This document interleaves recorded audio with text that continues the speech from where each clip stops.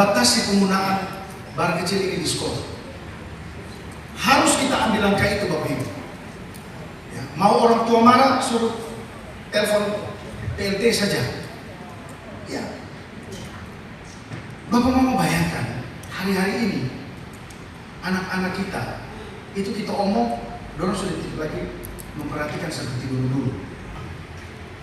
Ini soal kebiasaan baik yang sudah mulai pudar karena zaman yang berubah. Tapi bagi saya Bapak Ibu, memang dasar laki-laki kolot ini, yang namanya nilai itu tidak pernah berubah. Atau ada di antara Bapak Ibu yang bisa klaim bahwa karena orang boleh pintar ilmu, tapi kalau miskin etika tidak pakai di dunia.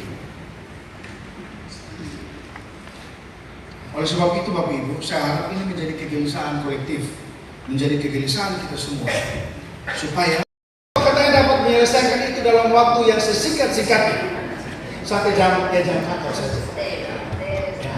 Ada snack sore juga tuh Bapak Okto? Nah, sebelum pulang ada snack sore. Jadi ada snack pagi, lalu break makan siang, lalu ada snack sore lagi.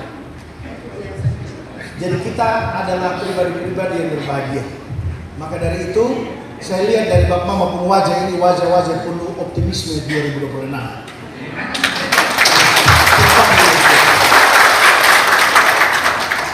Saya punya doa sederhana Bapak Ibu. Entah siapa yang besok-besok akan ganti Bapak Dumul, saya harap muka-muka ini, wajah-wajah luar biasa ini akan ketemu lagi di Natal bersama tahun 2027 yang akan datang. Yang tidak akan berada di bawah lain. Kecuali mau pensiun. Karena itu memang panggilan anak-anak kan. Tapi yang masih 2, 3, 4, 5 tahun, saya berdoa itu saja. Entah siapa menjadi kepala dinas nanti. Waktu syukuran nanti Bapak Joni bikin tahun depan, muka wajah-wajah ini hadir kembali, ketemu kembali di tahun 2027. Amin. Terima kasih dan memberkati kita semua. Salam. Assalamualaikum warahmatullahi wabarakatuh.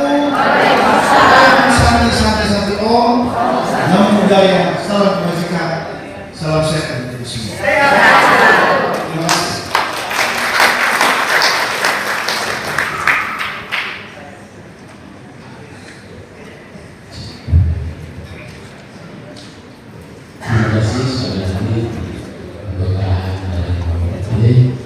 Selanjutnya kita akan break bersama. Kita menikmati snack pagi menjelang siang. Tempat snack yang depan Bapak Ibu silakan.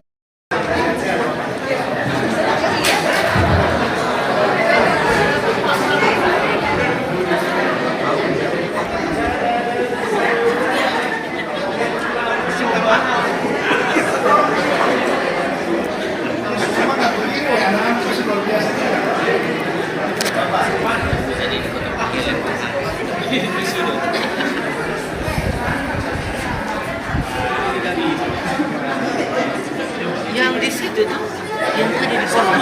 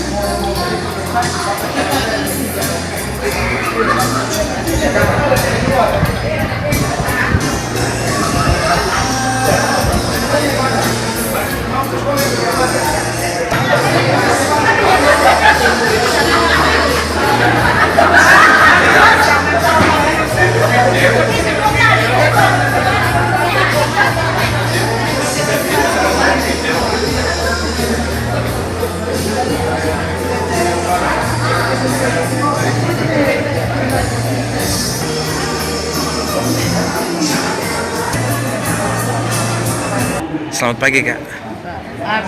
Kakak nama siapa nih? Kak Ika Ola. Tepatnya di mengabdi di sekolah mana Kakak? Kak, di mana SD? Oh ya, SD. Nah, Kak, ini hari ini Kakak juga diundang dalam rapat koordinasi dan sinkronisasi program kerja bidang pendidikan dasar, pengawas sekolah, dan juga para kepala sekolah jenjang SD, MI, SMP, MTS Kota Kupang nih, tahun 2026. Soal briefing tadi, pikiran-pikiran, ide gagasan yang disampaikan oleh Bapak PLT Kadis PDK Bapak Ernest Luji tadi, ada hal yang menarik menurut adik ketika mengikuti di pembukaan pagi ini. Pikiran-pikiran tadi sangat menarik dan mungkin pendapat-pendapat dari Bapak PLT tadi sangat bagus terkait dengan kinerja dan evaluasi kerja sekolah selama ini, dan mungkin ini menjadi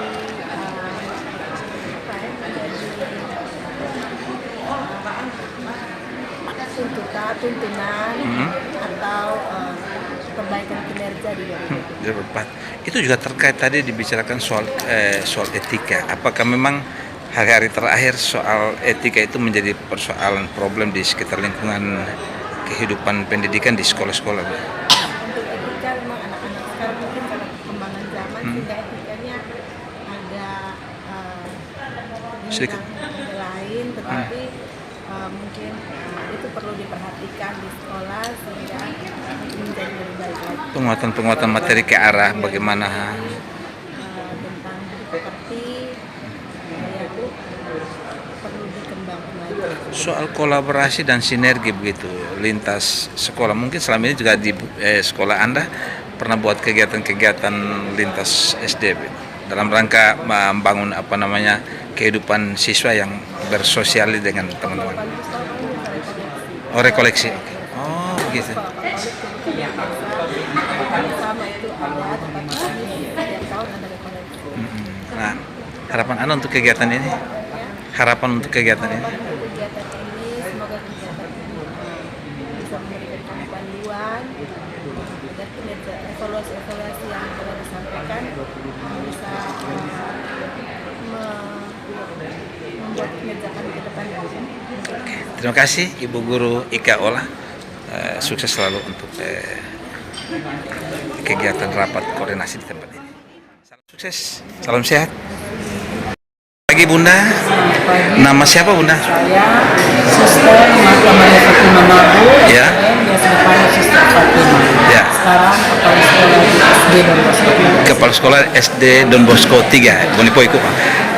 Suster ini juga diundang mengikuti kegiatan rapat koordinasi dan sinkronisasi program nih tingkat SD SMP. Suster, tadi PLT Kadis Kota Kupang coba memberikan stressing. Selama ini kita berjuang untuk mengembangkan knowledge anak ya, kemampuan berpikir anak, kecerdasannya. Tapi kita juga lupa bahwa hari-hari terakhir ini ada masalah soal etika, ada kekerasan sedikit terjadi. Mungkin dengan briefing atau ide pokok atau pikiran-pikiran penting yang disampaikan Pak PLT Kadis tadi diresponi Ibu. Apa tanggapan Ibu? Oke, baik. Kalau saya merespon dari yang tadi PLT Kepala Dinas menyampaikan yang pertama tentang kedisiplinan. Yang pertama sekali yang mungkin harus diperhatikan itu disiplin kelompok. Kita berdisiplin ini berpikir tanpa karakter juga. Dan hal penting yang saya sudah sempat lakukan di Donos ketiga, saya masuk di situ kemarin. Hal pertama yang saya lakukan tentang disiplin waktu. Disiplin waktu ya. Disiplin waktu, disiplin berpakaian. Dari hal-hal kecil itu yang sekarang kita sedang pengembangan itu untuk lebih ke karakter. Salah satu tentang bagaimana menyapa itu anak-anak kita kan yang terbentuk dari awal kita hanya berpikir untuk knowledge tadi tentang literasi dan numerasi. Memang sejauh ini untuk prestasi anak-anak bagus, tapi yang tadi kekurangan salah satu di karakter anak-anak. Pembentukan yang sudah kami lakukan di sekolah itu sampai kalau di sebelum masuk yang kami lakukan itu yang tentang ekstrakurikuler. Di situ bisa pembentukan karakter, salah satu berani, terus bagaimana untuk anak bisa berbicara di depan, untuk bagaimana minta untuk bisa memimpin doa. Nah, dari hal-hal kecil itu yang selama dari hari ke hari itu pembentukan karakter itu dari hal-hal kecil. Itu yang saya minta dan untuk ada bagaimana kita harus adaptasi kita punya diri dari orang yang mampu menyelesaikan dengan orang lain. Memang saya juga sementara baru di sekolah dan bersama dengan teman-teman kita bekerja sama dan bekerja bersama-sama untuk membangun karakter, sehingga bukan hanya knowledge study atau berpikir tentang literasi dan numerasi, karena juga menjadi salah satu yang perlu ditanamkan mulai dari tingkat dasar sekolah. Apakah ini juga pengaruh daripada arus informasi globalisasi dengan media komunikasi yang hebat ini kepada anak kita? Oke, menurut saya itu sangat-sangat pengaruh juga.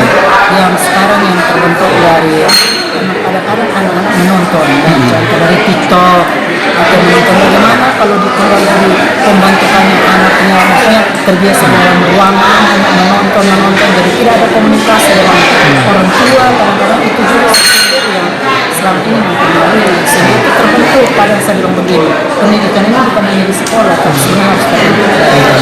Jadi kalau di rumah orang tua sibuk dengan HP, tidak ada pelajaran, dan di dalam kamar, dalam dunianya sendiri, jadi kadang seperti ada temannya di samping yang bisa untuk berbicara dengan ini, tapi tidak mampu menyapa. Jadi salah satu di sekolah yang kita tekankan juga bahwa untuk alat-alat komunikasi seperti HP bisa digunakan ketika menjelang ujian. Kalau tidak, Untuk sementara apa yang dikisahkan Pak PLT Kadis tadi, simpan dulu HP di rumah. Nanti di saat-saat tertentu boleh digunakan. Itu sesuatu langkah untuk mengatasi pengaruh-pengaruh negatif dari penggunaan gadget. Nah, apa harapan Ibu dengan kegiatan hari ini?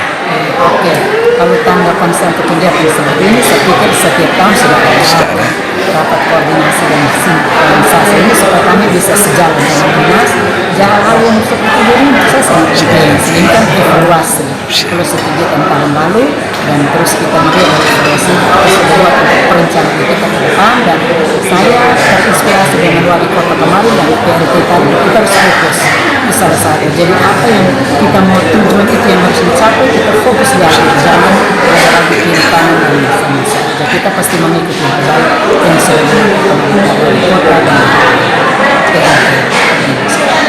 Terima kasih komentarnya Ibu. Kiranya sukses di tugas-tugas Ibu Suster dan teman-teman di sekolah. Selamat pagi, salam sukses Bu.